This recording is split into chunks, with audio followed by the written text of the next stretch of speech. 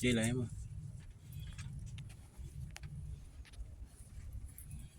Layan mo.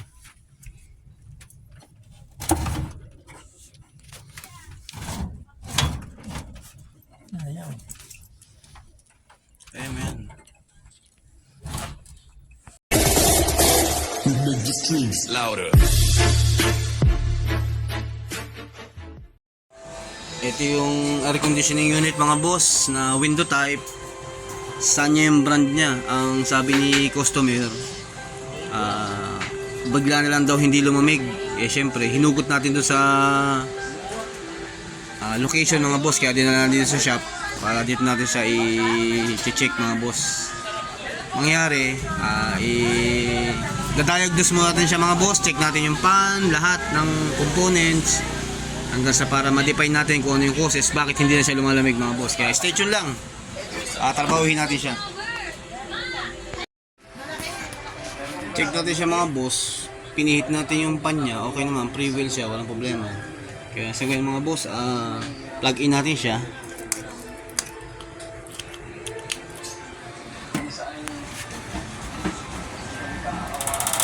Makikita na pala makaka-on yun. Pala unit mga boss, tapos switch on na rin yung thermostat niya. Hindi nagraran yung compressor. Yung nangyari mga boss, i-define natin ito, tapos check natin yung status ng compressor, tapos check din natin yung component ng compressor mga boss, check din natin itong thermostat nya, check din natin yung selector switch nya mga boss. Yung mga possible mga boss kaya bakit walang binibuild up na lamig tong si aircon. Pan lang gumagana sa kanya, non-working si compressor mga boss. Bali, kakalasin natin siya, yung control switch nya, control box, tapos itong unit ikakalansay natin siya mga boss para malaya natin siya matatrabaho. Dismantle natin yung unit mga boss. Ay mga boss, una natin tinira si OLP mga boss. Possibly kasi mga bumibigay kapag siya kasi nag-ano mga boss, sumasalo pagka sobrang init na ni compressor. Kasi minsan pabago-bago yung flowing ng kuryente mga boss. Lumalakas yung tumataas yung amperahe ni compressor, ina-absorb ni overload mga boss yung current. Kaya imbis na mapunta sa pagkasunog si compressor mga boss, sinasalo ni OLP yung wrist mga boss. Kaya siya yung magka-cut off, mapuputol yung pasok ng kuryente sa compressor. Hindi aandar yung compressor mga boss. Possible yun. Pagka hindi tayo success siya mga boss, pusin tayo sa running capacitor mga boss. Tapos check din natin yung thermostat nya. Pero sa ngayon mga boss, OLP muna tayo. Meron din naman tayo rin dala. Yan, pamalit in case mga boss. Para pinaka-fuse siya mga boss ng compressor mga boss. Check natin. Hugutin ko lang to. Tapos palitan natin.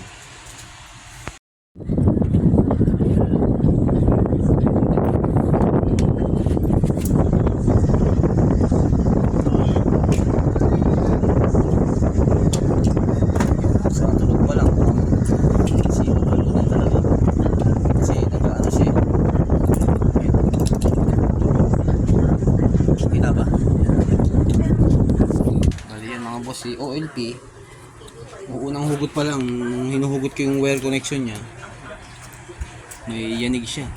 Ayun, dapat hindi. Possible mga boss, yung overload lang papalitan natin. Tapos meron naman tayo dito. Kasi na yun? Ayun, pagaling mo nga. Kuha naman ako. Naka-play yan. Series natin siya mga boss.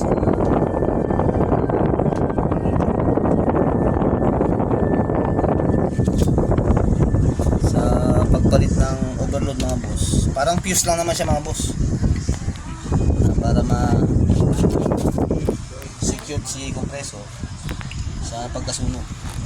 Siya yung sumasalo ng wrist mga boss, si overload. Ayan, tapos mga boss, palitan, hindi na tayo mag-check ng running capacitor niya o ano pa.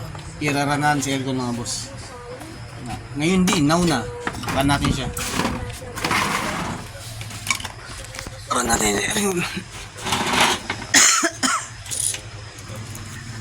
Wala nang putol-putol to.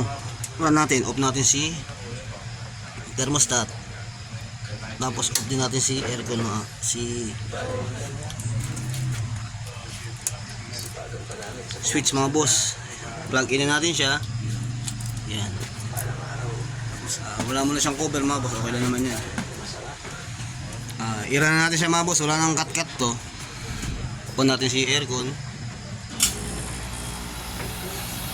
Hindi pumapasok yung nakabukas na pala siya.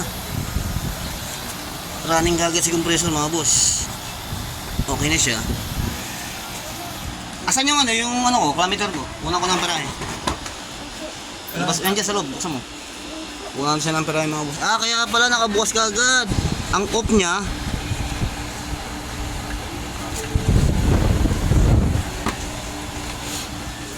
ayan. Mga boss, bali yung tubo niya, ayan, nagpo-cross kagad.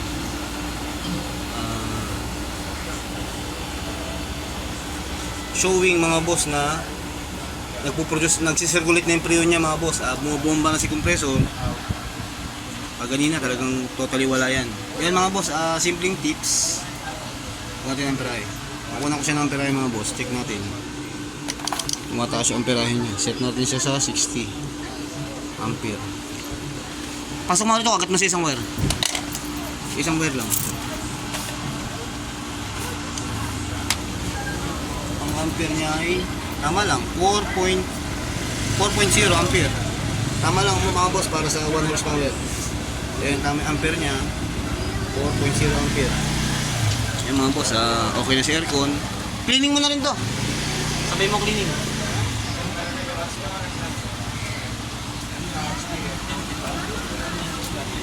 Cleaning mo na rin para kasama sa package. Cleaning mo na rin. Isang package lang. Bali mga boss, okay na si aircon. Ibabalik ko lang yung takip ni overload, OLP. Bali mga boss, asan na yun? Asan na yung pinagpalit natin luma? Ito yung mga boss ha. Bali parang pinaka-fuse siya mga boss. Ayun o.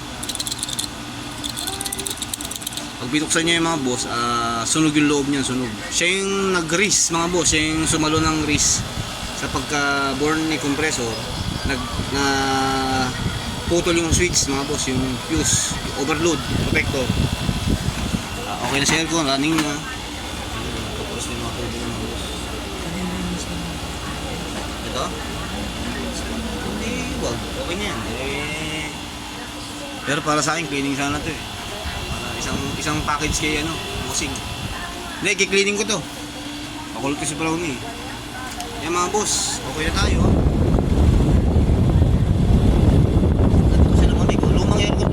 Intact pa lahat ng tubing niya, wala pa rin siyang service valve. Ibig sabihin, simula nung manufacture niya sa pabrika hanggang sa panahon ngayon, gumagana pa rin siya mga boss. Kaya yung preon, intact talaga yan eh.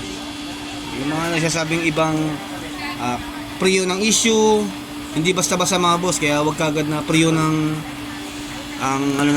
determine mga boss. May mga possibly kasi mga boss na kaya hindi lumalamig ang aircon dahil hindi gumagana si compressor. Check yung mga component, overload, running capacitor, tsaka yung thermostat mga boss, sensor. Yan yung mga possible na troubleshooting kung bakit hindi lumalamig ang aircon. Ibang usapin pa yung mga boss, yung leak niya mga boss, yung preon leak. Yun nga, yung nawalan siya ng evacuation of preon mga boss. Ito, sa tikas ng aircon na to, lumang aircon na to. Lumang-luma to, saan nyo pa siya Siguro mga 80s to, 80s o 90s. Intact pa rin yung preon niya mga boss. Showing na kasi ba't ko nasabing intact. Lahat ng service connection niya mga boss, ito yun papuntang accumulator, wala pang service valve. Wala pa service valve mga boss, kaya meaning intact pa yung preon niya. Yung preon nung 90s hanggang sa ngayon, nasa loob pa rin ni unit mga boss. Ayun lang mga boss, simpleng diagnosis, simpleng repair, simpleng solution, okay na ulit si aircon mga boss. Ayun, lamig na nyo. Moist na yung mga tubing niya mga boss. Papahanda ko lang kay Brownie yung pressure washer, i-cleaning namin to. Yun lang mga boss, bali babalik ko lang yung takip ng compressor, ng overflow. Tapos cleaning namin to, turn over namin kay kung ano kay customer mga boss. Tuloy-tuloy ito mga boss ha, wala nang cut, wala nang tinrouble set ko yung compressor, yung overload niya kagad, nung agad ako nakatutok eh. Susunod ko sana si running capacitor, then si thermostat sensor mga boss. Hindi tayo napunta dyan, doon pala sa overload, natin natin kagad. Kaya ilang mga boss, sana nakapagbigay tips. Hanggang sa muli mga boss, i-cleaning na namin to tapos turnover na kay customer. Ingat tayo palagi mga boss. God bless ating lahat. Simpleng trabaho ngayong araw mga boss.